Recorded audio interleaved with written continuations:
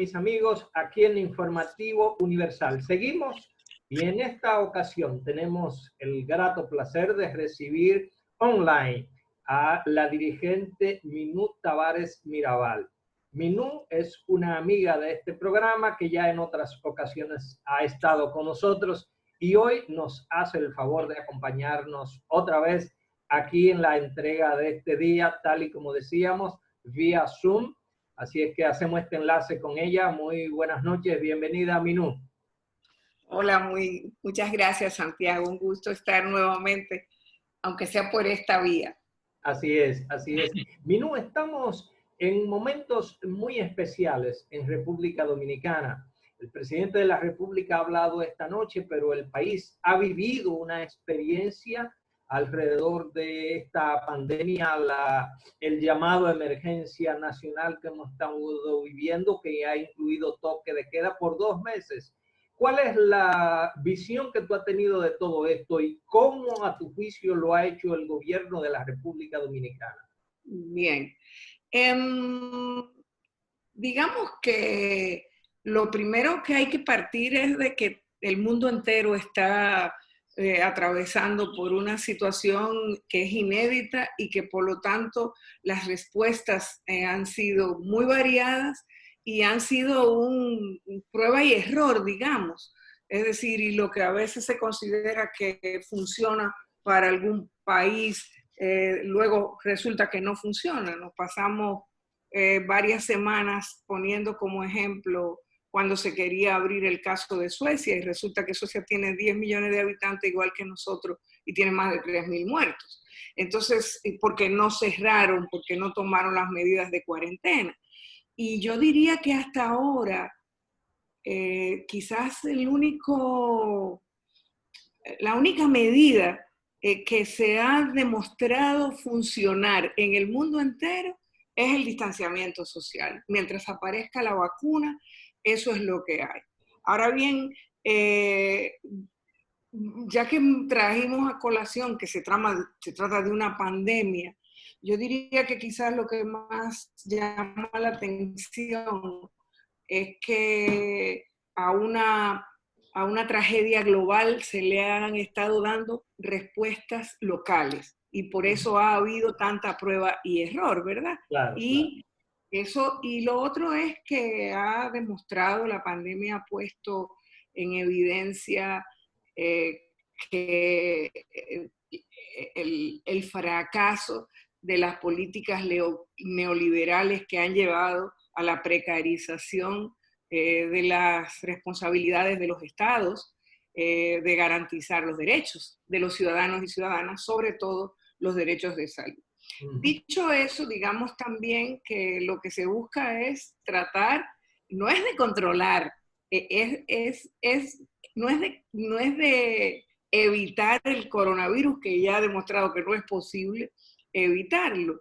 Lo que se trata es de controlar, ¿verdad?, cómo eso pueda ser efectivo. no haga colapsar los sistemas de salud.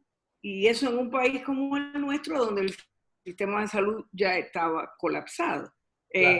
Desde antes, es decir, era un sistema de atención de salud con innumerables deficiencias y que se han incrementado en esta situación.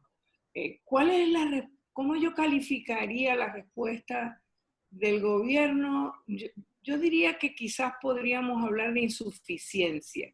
No han sido insuficientes todas las medidas. En términos generales se caracterizarían por esa insuficiencia.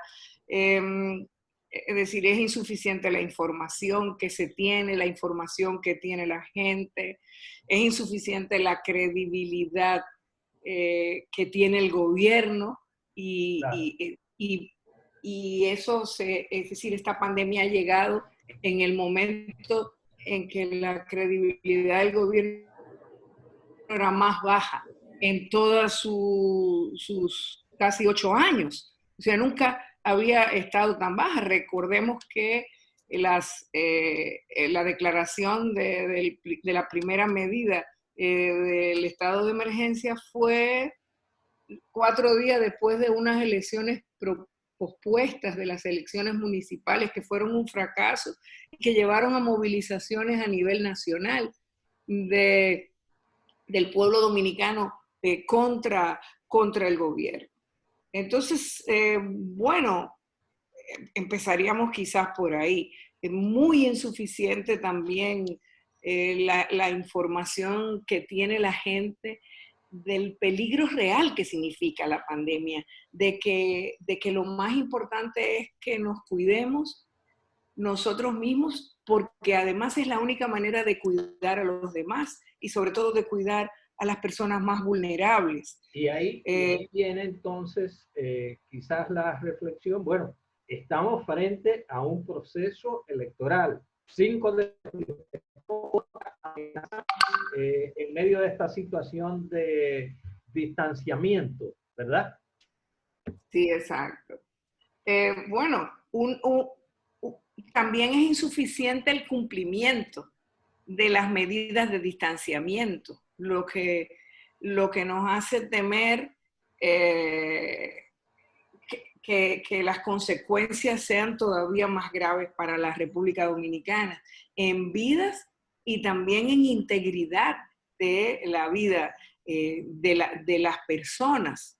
Y si estamos hablando de insuficiencias, yo diría que habría que señalar también en relación con el tema electoral, que ha sido, la insuficiencia ha empezado por el propio gobierno. Claro. Y por el propio partido de gobierno que está en campaña y que no ha respetado esas medidas. Y resulta que cuando tú eres autoridad y cuando le estás pidiendo al pueblo la obediencia civil, que es lo que se está mandando, lo que manda en un estado de emergencia como a donde se conculcan, digamos, los derechos que son derechos garantizados fundamentales, que nunca los habíamos visto ponerse en riesgo a los niveles de ahora, es la debida obediencia civil.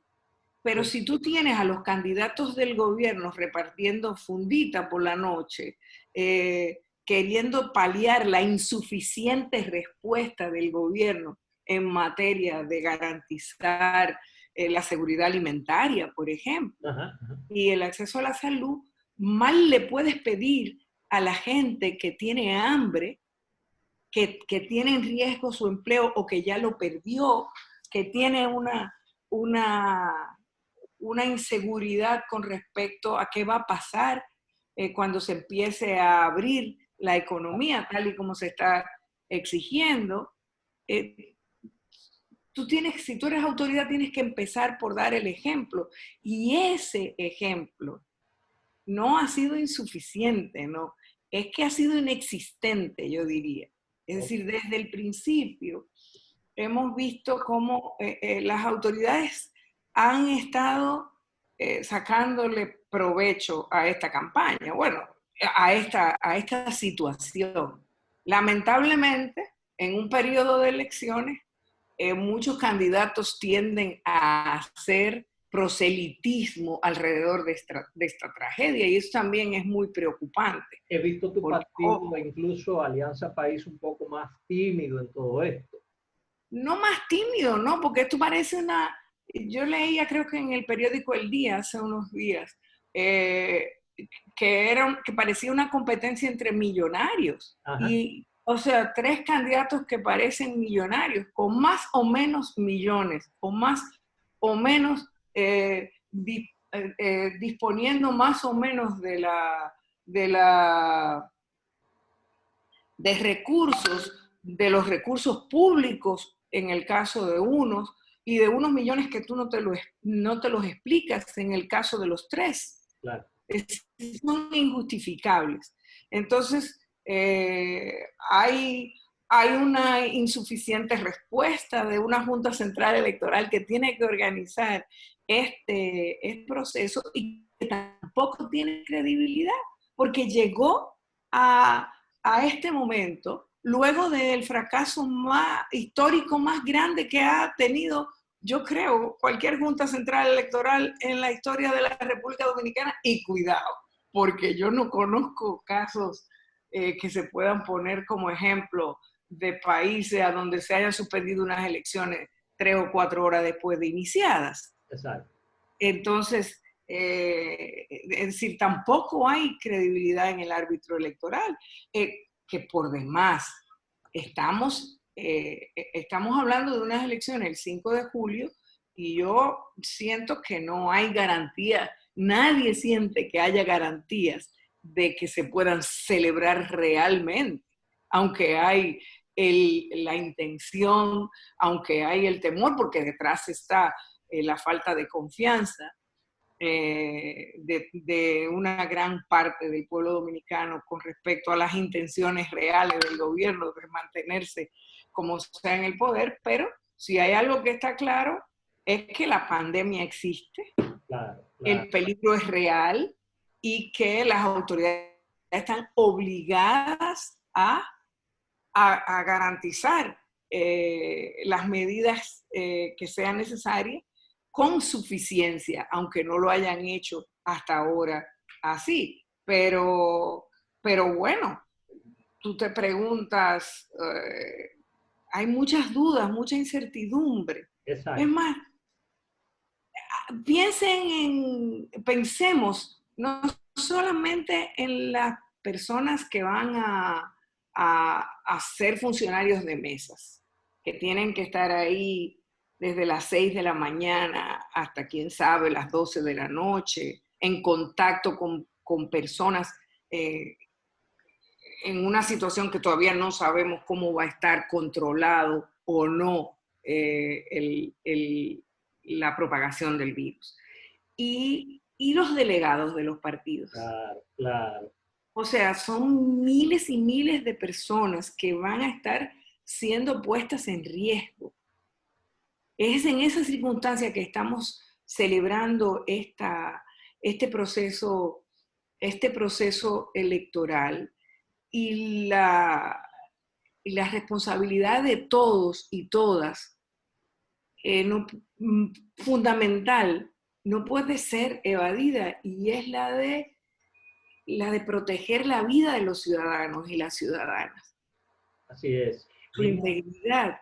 Es Le decir, agradezco la oportunidad que usted nos ha dado de este contacto, pero no quisiera despedir esta conversación con usted. He conversado vía online para tratar el tema que preocupa a cientos de miles también en la parte económica. Me refiero a el tema de las AFP.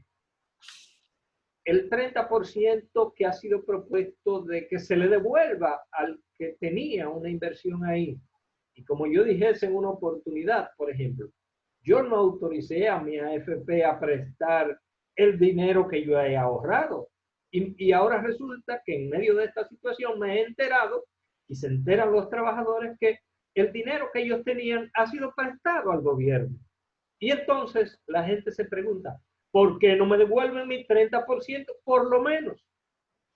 Bueno, yo creo que la solución al problema no puede estar en utilizar los fondos de los trabajadores para devolverlos en este momento, porque, o sea, ya aquí hay un problema de fondo con un sistema que fue copiado de un país como Chile, en donde ya es evidente que el sistema fracasó, que el sistema era absolutamente injusto y que buscaba, sobre todo, crear ganancias extraordinarias con los fondos de los trabajadores para los bancos y para las prestadoras de servicios de salud y para las prestadoras de los servicios de pensiones. Porque estamos hablando de las AFP, pero claro, aquí también habría que ver lo que está ocurriendo también y lo que ha estado ocurriendo con los servicios de salud.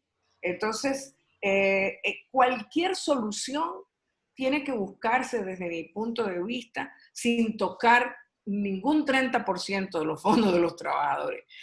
porque es verdad que la gente está en una emergencia ahora, pero la emergencia también será una emergencia el retiro de esos trabajadores. Y ya esos fondos son insuficientes. Claro. Si para arrancarles de una mordida un 30% de unos fondos que ya no alcanzan para el retiro de esos trabajadores y trabajadoras. Entonces yo creo que la solución tiene que buscarse por la vía de los más de 65 mil, cerca de 65 mil millones de pesos en ganancias que han tenido las administradoras de fondos de pensiones. Entonces, lo que está en juego es plantearse una solución no coyuntural del problema. Yo creo que nosotros tenemos que asumir con responsabilidad que en un nuevo gobierno, en un nuevo Congreso, hay que plantearse el fin de las AFP. Es un sistema que no funciona, es un sistema que es injusto y es un sistema que no garantiza el retiro de los trabajadores. Si hay algo que ha quedado en evidencia en esta crisis global, es justamente, desde mi punto de vista, el neoliberalismo y la respuesta que le dio a los problemas de la garantía de los derechos de las personas y los derechos fundamentales, los más importantes, la salud que se privatizó, la educación que se ha estado y se ha venido privatizando y cada vez más haciendo más precario la educación pública. Es decir, temas como esos son los que tenemos que abordar. Y por eso yo creo que es tan importante que el pueblo dominicano sepa que tiene alternativas y alternativas que están buscando una solución verdadera para defender los derechos de las personas. Si esa alternativa en las elecciones que están supuestas a celebrarse el 5 de julio, esa alternativa la representa en estas elecciones Alianza País. Las representa la candidatura presidencial de Guillermo Moreno y de Agustín González, que es un santiaguero y un economista santiaguero, que ustedes conocen también, claro, también muy bien y que tiene diferentes también propuestas en términos económicos para estos temas. Pero yo creo que las expectativas por las que tenemos que trabajar es para fortalecer una propuesta realmente capaz de crecer como alternativa y de trabajar para garantizarle una vida mejor a los dominicanos y a las dominicanas, una respuesta en este momento y sobre todo, yo creo, y por eso invito al pueblo dominicano a votar en la casilla 5 de Alianza País por los candidatos y candidatas al Congreso Nacional de Alianza País, porque necesitamos un Congreso plural. Ahora, más que nunca, va a hacer falta un Congreso que juegue el papel que le corresponde de contrapeso de un poder ejecutivo que va a enfrentar quizás una situación la situación de mayor crisis que hemos vivido en la República Dominicana en los últimos años.